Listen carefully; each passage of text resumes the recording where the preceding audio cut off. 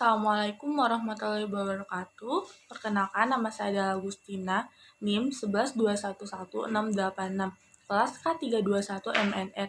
Baiklah, di sini saya akan menjelaskan jawaban UTS saya untuk memenuhi mata kuliah Manajemen Jasa.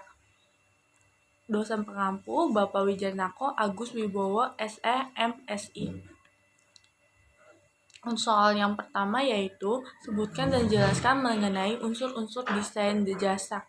Yang pertama yaitu ada kontak pelanggan, bauran jasa atau service desk, lokasi konsumen jasa, desain fasilitas dan aksesoris jasa, teknologi, karyawan, struktur organisasi, informasi, manajemen, permintaan dan penawaran prosedur, dan pengendalian. Untuk yang kedua yaitu high contact, merupakan komunikasi antar budaya yang disampaikan secara implisit atau tidak langsung, seperti basa-basi atau gestur tubuh. Komunikasi ini berjalan lebih lambat karena ada banyak tahapan sebelum sampai pada kepentingan masing-masing. Sedangkan non-kontak operasional ialah jasa bersifat tidak nampak, hanya dapat dirasakan dan harus diciptakan atau dilakukan dikonsumsi saat dibutuhkan. Sedangkan produk adalah suatu yang nampak dan dapat diciptakan dan dikonsumsi kapan saja.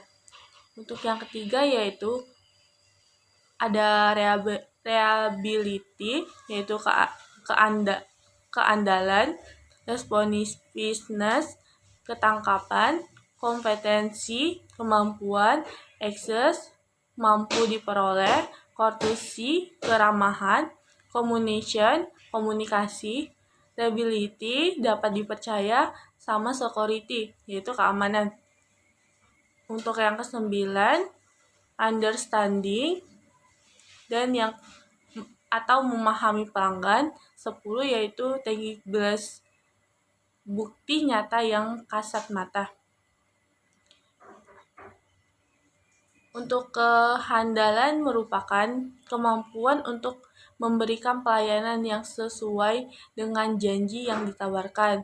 Sedangkan daya tangkap yaitu merupakan respon atau kesigapan karyawan dalam membantu pelanggan dan memberikan pelayanan yang cepat dan tangkap, yang meliputi kesigapan karyawan dalam melayani pelanggan, kecepatan karyawan dalam menangani transaksi, dan penanganan keluhan pelanggan atau pasien.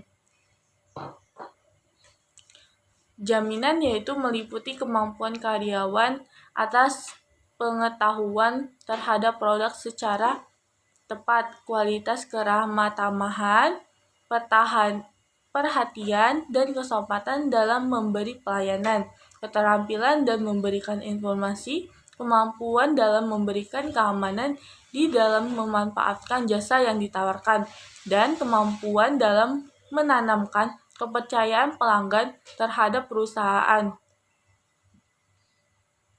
Ada empati yaitu merupakan perhatian secara individual yang diberikan perusahaan kepada pelanggan, seperti kemudahan untuk menghubungi perusahaan, kemampuan karyawan untuk berkomunikasi dengan pelanggan, dan usaha perusahaan untuk memahami keinginan dan kebutuhan pelanggannya.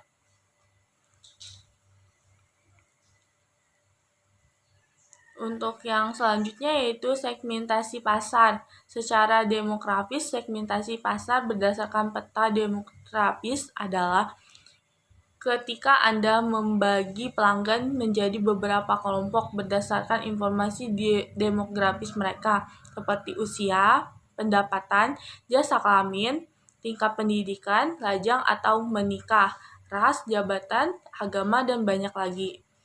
Psikografi strategi ini memuat tentang keyakinan, nilai, kepribadian, dan gaya hidup pelanggan. Semua sifat ini dapat mempengaruhi keputusan belanja mereka. Kelompok psikografis merupakan campuran dari jenis segmentasi lain, seperti usia atau agama, atau lokasi mereka. Salah satu contoh yaitu Anda mungkin menemukan suatu fakta bahwa pelanggan yang lahir di antara tahun 1981 dan 1991 lebih cenderung membeli produk organik atau alami atau ramah lingkungan. Untuk yang selanjutnya yaitu segmentasi pasar adalah proses memecah kelompok heterogen dari calon konsumen menjadi kelompok homogen atau lebih kecil. Perlu diketahui bahwa segmentasi ini harus dilakukan sebelum menentukan target pasar. Analisis situasi secara cermat harus dilakukan sebelum menentukan target pasar. Kelemahan segmentasi pasar riset pasar akan bertambah searah dengan banyaknya ragam dan macam segmen pasar yang ditetapkan. Biaya promosi akan menjadi lebih tinggi ketika sejumlah media tidak menyediakan diskon. Kemungkinan akan menghadapi pesaing yang mendidik segmen serupa. Untuk brand positioning dan produk life siklus hidup produk adalah tahapan proses perjalanan suatu produk, mulai dari awal diperkenalkannya pada pasar hingga hilangnya dari pemasaran. Untuk yang selanjutnya yaitu corporate design, merupakan sebuah aspek yang penting dalam sebuah perusahaan karena menjadi wajah utama dari perusahaan. Corporate design meliputi logo dan penerapan logo pada berbagai media yang mendukung. Corporate identity ialah banyak berbaur dengan istilah brand identity. Berbagai pihak menyatakan bahwa corporate identity adalah segala atribut fisik perusahaan seperti color, desain, tulisan, dan lain-lain.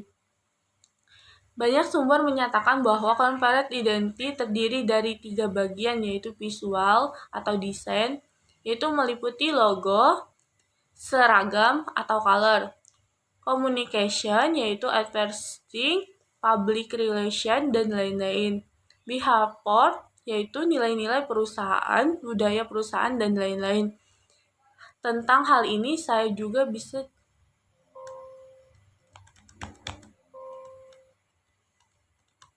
Baiklah, itu saja penjelasan dari saya mengenai jawaban UTS Manajemen Pemasaran Jasa.